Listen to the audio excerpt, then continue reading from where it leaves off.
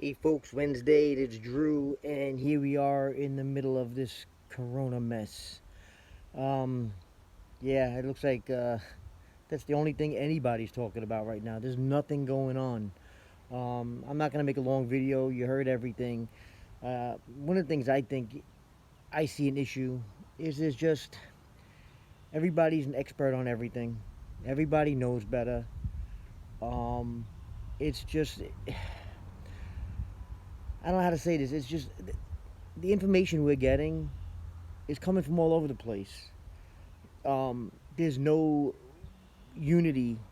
People try to compare it to the feeling and atmosphere like 9/11. It's not. It's not at all. 9/11, we all came together. There was one message. Everybody united. Here, you every television station, every radio station, all over the internet, anywhere you go. I listen to a lot of talk radio, and the mixed messages you're getting about this is absolutely absurd. Um, you know my personal opinion on this thing.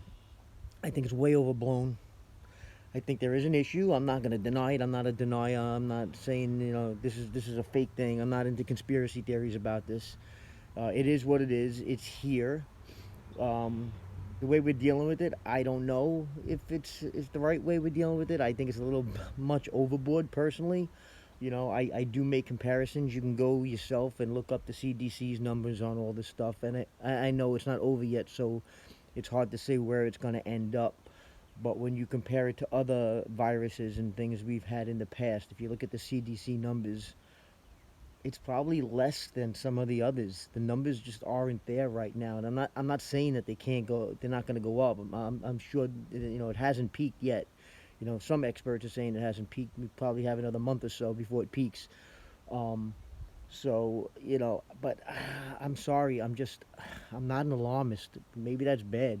Maybe it's from all my years as working as a medic. I just don't get panicked over things. Things don't really affect me that way. Um, but the panic that's out there is actually the panic that I see in the media seems to be worse than what I've experienced for myself.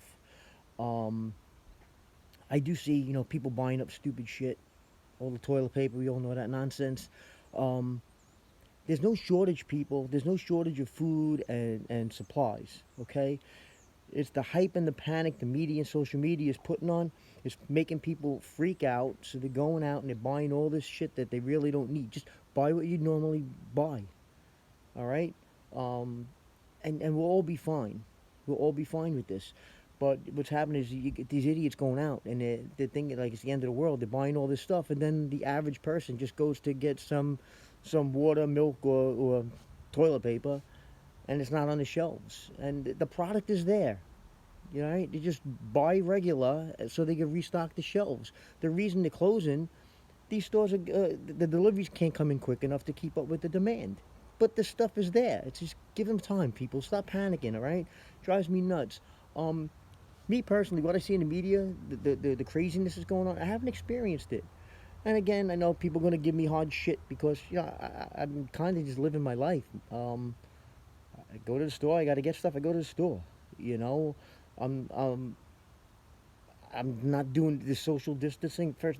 That whole whatever, making up terms for shit. The quarantine's not a good word, so you got to go with social distancing. Anyway, it is what it is. I'm not panicking over it. I don't think most people should panic over it. I think the media is making you panic over it. Um, Again, I think a lot has to do with misinformation is coming in from fast and furious from everywhere. So everybody, you know what? Why don't you stop, take a deep breath, relax. We're all gonna get through this. It's not the end of the world. This is not the end of the world, folks. Okay, so we will be fine. Now I know I'm gonna catch some shit because people are like, well, I'm trying to be sensitive about this. I'm not people with underlying medical conditions and elderly folks. These people, I'm not saying trying to be callous about it. They're susceptible to the flu and colds and other infections. This is just, yeah, it's an added burden. It's something else to be more concerned about, obviously. But if you have underlying conditions or you're going for cancer treatments and everything, it really sucks. But you're susceptible in the general public. You know, not to be an alarmist, but a bad cold can give you shit. You know what I mean? A bad cold could be bad for a lot of these people. You know, you don't see social distancing for the whole society because somebody's got a cold or the flu. You don't know who's got the flu. And I understand we have vaccinations for that and there's some treatments for that and everything. But people really, these people with the underlying conditions, um, yeah, they have to be wary about this, but they have to be wary about a lot of things. So I know I've been catching some shit for the way I talk about this. I'm so casual about it. I'm not casual about it. I just don't. You can't let it run your life. You know, wait till we start getting people. They're going to be with the anxiety and depression, and it, it's not good. Um, I'm outside. I'm enjoying the sun this morning. It's nice out. I already ran some errands early on. It is nice. I don't have much traffic to deal with, so that's kind of cool. But people, I don't know. Just live your life. I guess do whatever you think is best for yourselves. Don't give other people hard time for doing what they're doing. All right. We're gonna get through this. So until next week, I'm sure I'll be talking on this again next week. So until then, have a good one.